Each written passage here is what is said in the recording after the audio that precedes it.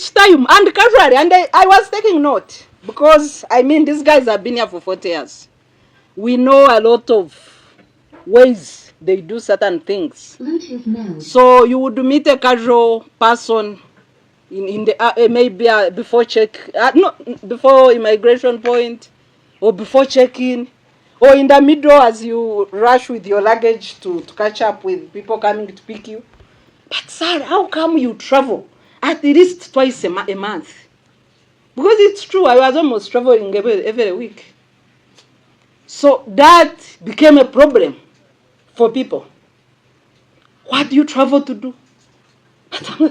I always share all details. You know, immigration, where are you going? Conference, what?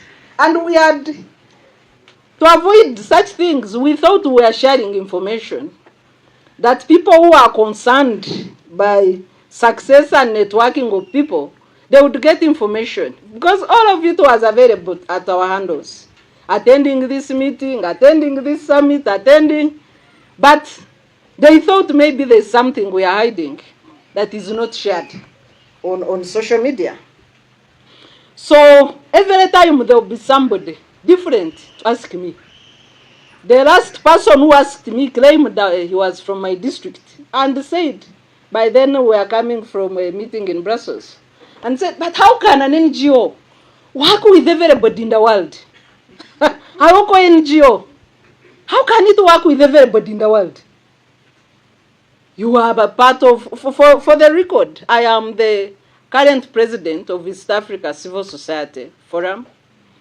I'm the chairperson of East and Horn of Africa Election Observers Network. I'm also the global chairperson for the global network of domestic election observers.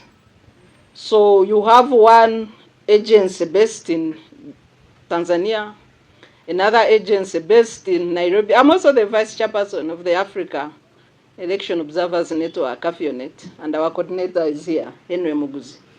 So these titles became a problem in terms of security profiling. What kind of person is this? Because they are crimes that are put on paper, and they are crimes that were casually thrown, told to my people as they were running around, told to youth police. I was guarded like a terrorist in Natete station, I think on day 2. Security was amplified. Class, they call it what? Class 1. Eh? Yeah. I kept asking, I said, how can you treat a mere civil society activist like a terrorist? So on 25th, as we came from church on Christmas, we saw a Prado trailing me with the children. And I told them, because we always share, I mean trading is a common phenomenon with activists and HRDs. So I told them, I said that Prado is trading me. So, and there are ways to actually confirm, and I did confirm. And the Prado zigzagged on where to go. I know now the drive of that Prado. Of course, the cameras at home captured the details. The other day, somebody was saying, Sarah, if you say your home was under siege, how come we didn't see pictures? So I'm like, you see pictures and do what? Yeah, the case is in court. So it came on that 30th. It's the same Prado that led the operation in a convoy of 5 vehicles, including a long van, to arrest a mere civil society activist. Because I will share now what happened at home. So when we realized we were under siege, because it was Christmas, really nobody was bothered. But by the time we realized it, they had been around for 2 hours. That's now what is coming from the camera. But because we were in Christmas, nobody was going home, just the kids playing. I was sick, I was sleeping. But they had surrounded home and all roads around for 2 hours. A Prado, police pickup, a police van, these common vehicles now they use for taxi or what? No. A wish, a border. And then when you look backwards, I'm sure people who do now those fake operations, they had a huge budget because they had done that for quite some time. So you can imagine a waste of taxpayers' money. So when my sister, she's here, maybe you can just say, she's the one who first interfaced with the whole gang of a mix of soldiers and police. So she finally woke me up. I had taken medicine because it was slow. I woke up, took a shower. As I had just entered the bathroom, they walked up to my bedroom with guns. So I asked them, I said, you people, you go around the house. There is no escape where you are. So go and wait for me in the sitting room. I've been told you're here. And I'm now naked in the bathroom. So I opened the door. I told them, if you want to come in, you are welcome to join me. But I will take my shower, dress up, and come and interface with you. They kept guard on the bathroom door. 2 soldiers armed. God, I opened that door. I told them, I said, you guys, you are mad. Because that's madness. I took my shower, dressed up, came down. I had called a lawyer who stays with my neighbor. I told him I'm under siege. And as you know, lawyers can't represent themselves. So can you come? So he came, good enough. He's our zone chairman. So he was able to call the LC chairman. And they came together. I could see the shock now that I was watching the camera. I could see the shock as they were entering because by then I didn't see. I've just watched these videos.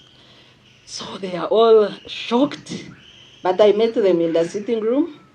So I told the lawyer now to take over and ask these intruders in my home what had brought them. So the person who said he's the lead, he said I had shared misleading information, stroke, social media abuse. I told them, fine. So why didn't you invite me to the police station? Did you have to waste taxpayers' money? Because I don't stay far, I stay in the village. I stay in Sonde. I said, did you have to waste taxpayers' money looking for me? A person who is always on TV? Because he claimed they had investigated for some time. I said, why did you give me a call? I would have been there. I said, you guys, why are you wasting taxpayers' money? We thought about it, but we debated. And I said, fine, anyway, we are here. So what are the details of the offense? He said, no, you will find out at the station. So I said, fine. As we were leaving, a camera person took pictures of my children. So I asked them, why are you taking pictures of my children? Are they part of the offense? Because I assume if you are investigating social media, this is a post on social media. So are my children part of that social media post? I said, please stop taking pictures in my house and my children. So the children said, also we want to take pictures. Since now you are taking pictures, can we also take yours? So I think one of them took a picture. So that's how they held all the phones in my house and said, now this is a crime scene. And took, so my children were not just left alone, but they were left without any means of communication. Yeah. So I sit with a lawyer. At first I said the lawyer can drive and follow me. They said, no, they can give him a lift because they had a big coaster. And I think there was a free seat. I was alone on the chair I sat on. So when he sat in, he said, but you people, why don't you return the children's phones? So he said, so you are bringing Rugezgez also out? So they threw the lawyer. They threw the lawyer out of the van. So I told him, we just drive and follow. because we had also asked the area of detention where they were taking me, because this is the provisions of Article 23 of the Constitution. They said they were taking me to CPS, but I found myself at Natete. So that was also abuse of the Constitution that we keep talking about. They had sieged our village without introduction to the LC chairman. It's my lawyer who invited.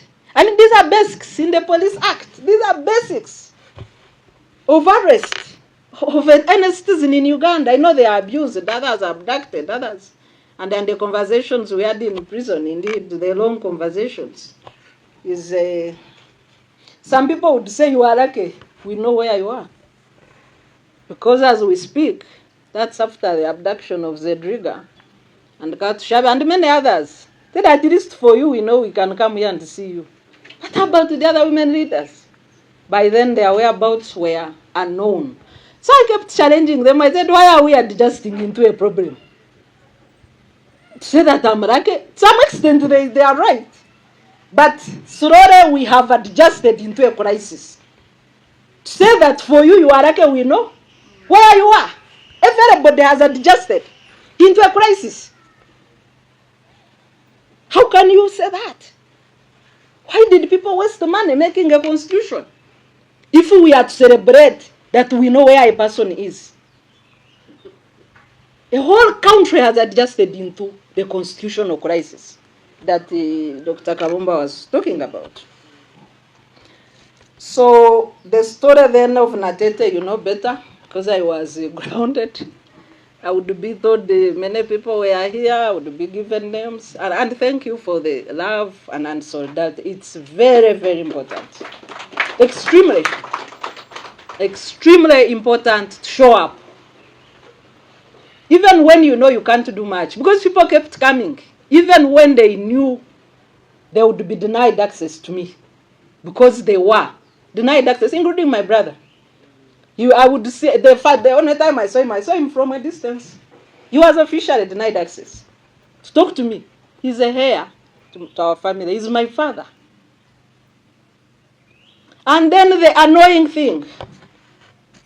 Allegedly, Human Rights Commission sent an official to check on me after there was that rumor that women were going to protest. I never saw anyone at Natete from Uganda Human Rights Commission. Then I hear a tweet has been sent that now Sarah is okay and we can confirm she has access, her family, her lawyers. You people, my lawyers struggled to access me at Natete. I was denied legal representation as I was interrogated. I was alone.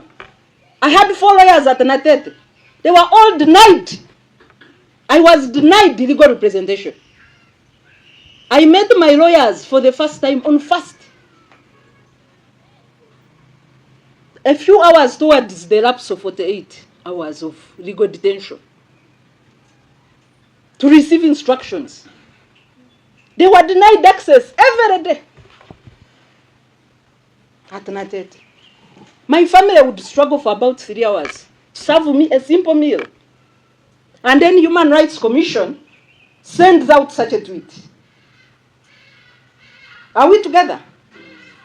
I know they came to see me in prison, and I told them to bring down that tweet. And now I'm going to check whether they have brought it down. I told them, because we are partners, we have an MOU with Uganda Human Rights Commission, as CCG. I told them we are partners. If you can tell a lie about me, how about simple citizens that are unknown?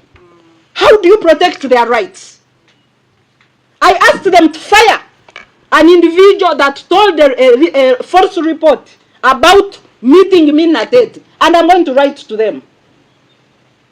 She does not deserve to serve in that office.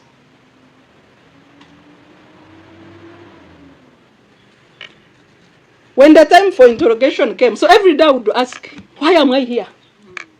Because other than what I was told at home, I spent 2 days without seeing anybody else. Natete would tell me, for us we were told to give you custody. We are not the arresting ain't there.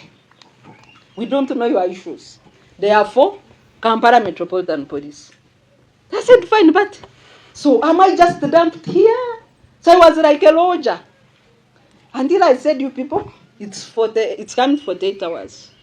So if you were told to give me custody, your time is almost over. Tell them to either come and do their job, or if you don't release me, you will also be part of the suit for violating my rights. So I think it was 2 hours, now like 46 hours in detention. So the IO who picked me at home with one of the female officers, come, interrogation. Oh, no, we need a big space. We need what? My lawyers were present all the time at Natet. I had legal representation, but outside. No interaction. So they said they want to interrogate me in a big conference hall. So I walk there. I said, can't I have one lawyer? They told me, okay, select one. So I said, the one who was there at the foundation during arrest, let him come. So when he came in, he said, no, let him keep outside. If we need him, we shall do what? Yes. So I said, fine. After all, I don't want the 48-hour apps to be blamed on me. I think it was part of the trick. Demanding for legal representation, I said, let's go ahead with your interrogation. The issues I was asked had nothing to do with the case now in court.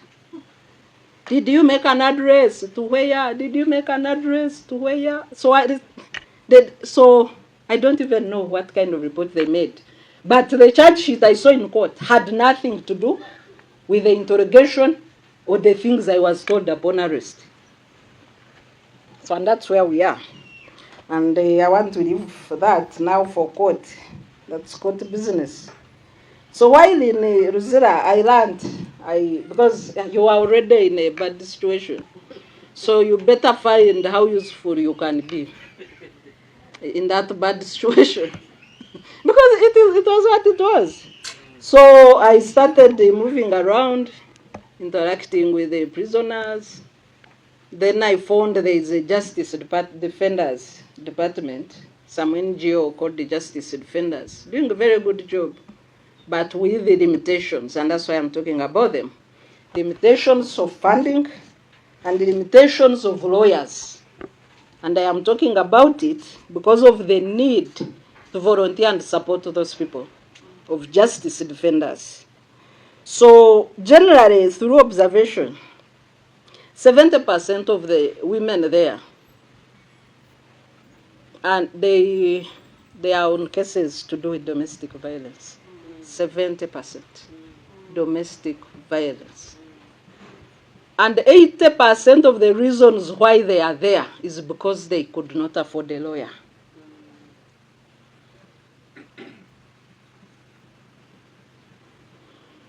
When you go to the details of the, and I of course, most of the women leaders in civil society visited me. I think about 90%, even if they are not here. 90% of the women leaders visited me in prison. So I told them that we need to write a constitution for women. A simple guide to women on how to live their lives as women. Because if these women knew simple basics of what their rights are, what are the do's and don'ts in a relationship, they wouldn't be in prison. They wouldn't be. And I want to pursue that challenge. Honorable Winnie Chiza, you're here. I want to invite you and give you a bigger mentorship challenge. I know you have done so well and you've made us proud, always. Lead us to draft a constitution for women. Because the other fronts of the family relations bill has failed. We know how we've struggled with the marriage and divorce bill, more than 20 years. And this is not an issue to do with, I know that men, if somebody went to their side, they also have maybe similar challenges. But I am not a witness to that, because I was confined with women. Let's write a guide to every woman and put it in 8 local languages. Honorable Win Chiza, let your foundation lead, and CCG will work with you, and other women will join us. We distribute it free to women, and we let men pay the fee. I hope that won't be too much. If the men want to know what guide we are giving to women, let them pay little fee, because we want money to make it accessible to all women. And I want to ask Winnie in your presence whether she will take up the challenge. I know there are so many women who would love to take on that challenge. She had no food, no proper clothing. They have nothing. I left little money for her. So that's the second call. Can we raise money for this child? She's not a prisoner. She has medical treatment, but she needs food. She needs clothing. And if the mother is released, the mother can't afford medical treatment. That's the second cause that I will post for Women for Uganda, that we stand with this child born in prison in these conditions.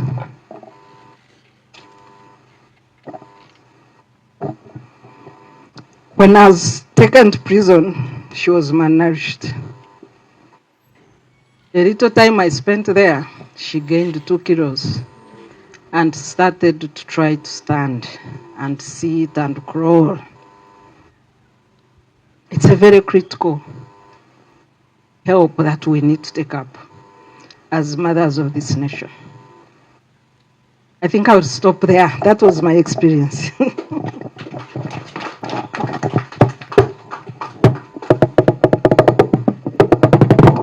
Thank you very much, Doctor. We thank God that He gave us Sarah, gave Uganda a gift in Sarah Bireete. We thank God to rejoice because of His goodness. We thank God and we rejoice because He has made us humans. I'm here on behalf of your many friends, Sarah. My brother Joseph has spoken on behalf of the other many. Maybe some of our colleagues were not able to be here for fear of their lives. I know they are there who would have been able to be here, but they are like, supposing they look at the pictures and they see me, I may be the next victim. Friends, take courage. We shall overcome someday. Sarah, we come here as your friends to tell you that we are proud of you. And to tell you that amidst all the challenges that you went through and possibly will continue going through, because I know you are not about to keep quiet, you are an asset to the nation, you are an asset to the African continent, you are an asset to the world. Why do I say so? Napoleon said that there is a lot of conflict in the world, not because of the bad people, but because of the silence of the good people. And I know, Sarah, that you haven't remained silent. You have spoken when everyone else is quiet, and we keep clapping. Banange tatia. Na yoyo mchalo oyo ayesigachi. To the extent that when Sarah is finally arrested, then they say, hey, by the way, it even took long. We knew she was supposed to have been arrested. But let me say this. Maybe I'll just use the words of Pastor Martin Niyomola, who said that first they came for the socialists, and I did not speak out because I was not a socialist. Then they came for the trade unionists, and I did not speak out because I was not a trade unionist. Then they came for the Jews, And I did not speak because I was not a Jew. Last, they came for me, and there was nobody to speak for me. In Uganda, a lot is happening. They take people and you say, you know, those are NUP supporters. They are rowdy. We knew they would fall into trouble. They take them and we all remain silent. They come for the Samugumias and the messages. And they say, message na ye has been too much. We remain silent because we are not the messages of this type, of this world. They come for the activists and we say, babade bachisusiza. And we go on with our businesses. And we don't speak. So they come for Sarah. You say, twali twachi manyada. Tubaja mutwala. Panange nze kansirike. Before you know it, it will be you next, and there will be no one to speak for you. What does this require us to do? That an attack on one citizen is an attack on all of us. That's why I started by saying that we thank God for making us humans. That we should have at least the heart to feel for each other. That when one is in trouble, be empathetic. Put yourself in their shoes. For heaven's sake, Sarah is a mother. Is a family holder. When she's in jail, her family is in jail with her too. If you don't love Sarah and you can't feel sorry for her, at least feel sorry for her family and her children. If you are not Ugandan enough to see what is happening around us, at least be human and feel for humanity. So Sarah, we thank God today for your resilience.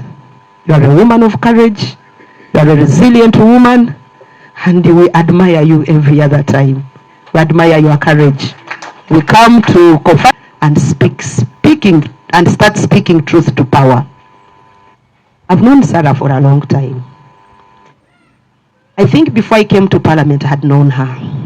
In 2001, when she ran for Bushenyi seat, I was running as a district councillor. We interacted as members who believed in the truth at that time. No matter the distances that were between us and possibly the levels of engagement, but I knew that in Bushenyi across there was a Sarah. I was a small councillor in Kasese, but I would look on to her. When I came to Parliament, Sarah was working in the Ministry of Foreign Affairs. She was running a project that was coordinating the Great Lakes region countries, and I was a member of the caucus on the Great Lakes region in Parliament, and she was a fantastic woman. She held our hands, she nurtured us, and Sarah, I can tell you that it was a mentoring that you gave me that kept me glued to you. I know there are so many other people whom Sarah has touched. I am one of those.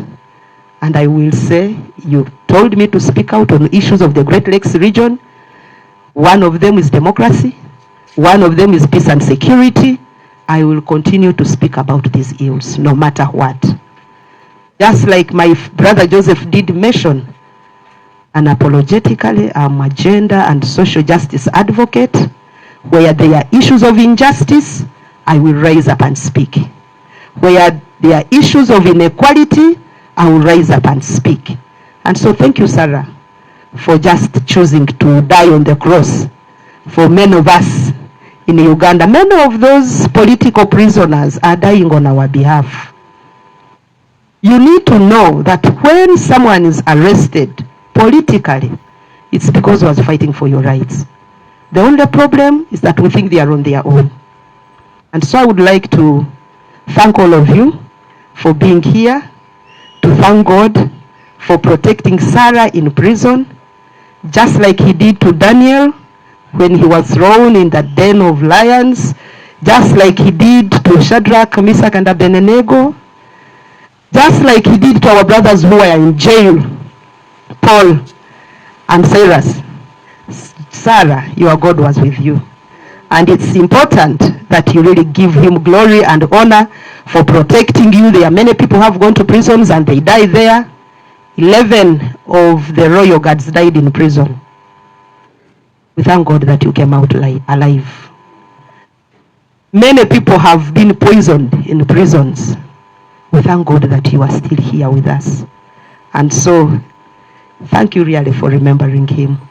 On behalf of the many friends who are here and away from here, we want to glorify the name of the Lord and encourage you, Sarah, to remain resilient, to keep talking, to keep speaking to power, truth to power.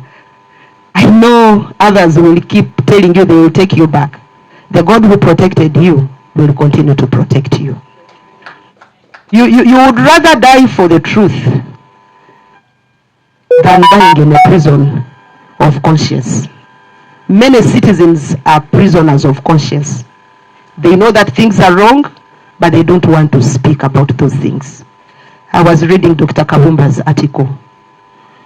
I saw him resigning and saying, I think I have spoken enough. I might just put a full stop to this. But at least he has talked. One word would be enough. At least say it, so that the world can know that you tried. You played your part, and you just leave everything to God. It wouldn't be wise for all of us to just sit and watch.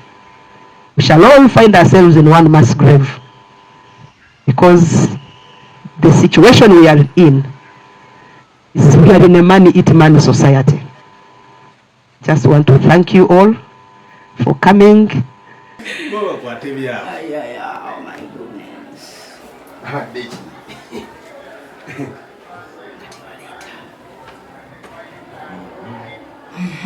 Then finally, download results. 2025 UCE. 2025 PDF downloads.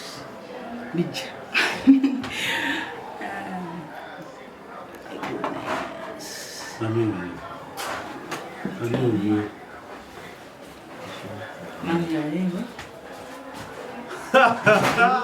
Yeah. Wait, oh, no. Oh, you. B That one. Yeah.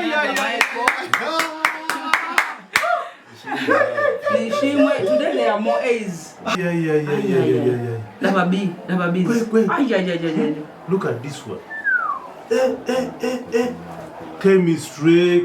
Look at chemistry.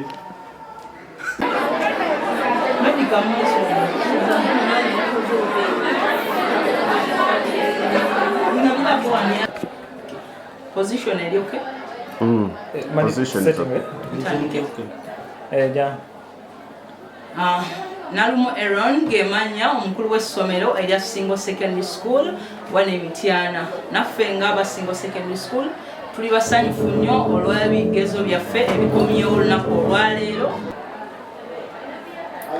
Amanya omukyala Nalumu Aaron omukulu w'essomero erya Single Secondary School erisangibwa wano mu tawuni ey'Emityana. Ng'aba Single Secondary School tuli basanyufu nnyo okuba nti naffe ebigezo byaffe bisobodde okudda ate mu bulungi. Mu byonna twebaza Katonda kubanga tusobodde okukolera wamu ne director waffe n'abasomesa baffe ab'enjawulo aba sciences tukubidde waggulu ddala nnyo nga ekitusobozesezza okufuna result 1 mu baana bonna n'okuba nti abasinga mu baana 115 tusobodde okuba nti tulina A's tulina B's ng'abayizi baffe 115 bonna be tulina abasinga mwe bayitidde mu A's ne B's. Ati mbakubiriza tuwa abaana ku Single Secondary School kuba sciences tukubidde waggulu nnyo nga subjects ezisinza okwolebwa ye subject ya mathematics, subject ya physics, chemistry ne subject ya English. Kale mbakubiriza mutukubireko ku namba zaffe wammanga awo. Mpozi njagala okutwala omukisa guno okwebaza director waffe omukulu omukungu wa Ssaabasajja Emmanuel Sembusi nti atuwadde support nnyo ngaffe management ye Single Secondary School sente nga bwe tuzimusaba ateekamu sente mu budde. Abazadde baffe mwebale nnyo okuba nti muweerera abaana ne musasula ebisale by'essomero mu budde. Mpozi Single Secondary School ebirala ebitusobozesezza tulina library ejjudde obulungi, tulina computer accessories ate nga zibamala abayizi, tumukola bulungi, curriculum empya ne tubeera nga tugikuba budinda. abasomesa baffe aba single secondary school bakugu mu kye bakola nti bali very competent mu curriculum eno empya. Ekyo kituyambye nnyo okulaba nti tukubira waggulu era enkubiriza abazadde okutuwa abaana omwaka guno 2026 ebisale byaffe eby'essomero bisaamusaamu nti bijja mu nsawo ya buli muzadde. Mujje twongere okubangula abaana, tubasuubiza nti kye tukola kirungi ate twongerako buli mwaka. Abayizi baffe aba single secondary school abatudde ebigezo bya UCE tubeebaza okuba so cooperative kubanga bawuliriza nnyo kye tubagamba, kituyambye okuba nti tutuuse wano. Omukungu Sembusi Butebi Director Single Secondary School nebaza abazadde abasobodde okuwa abaana sobola bagunjula empisa ez'ensi ne mu magezi naye ng'abaana luno bayise bulungi nnyo okusinga omwaka ogwayita bafunye zi A ne B kakati abaana 115 betwatuuza bonna bayise so basobola okweyongerayo okugenda waggulu. Mutwongera abaana tusobole okuba nga tukola omulimu gwe gumu kubanga omutindo mulungi, ebyendya birungi n'ensula nnungi.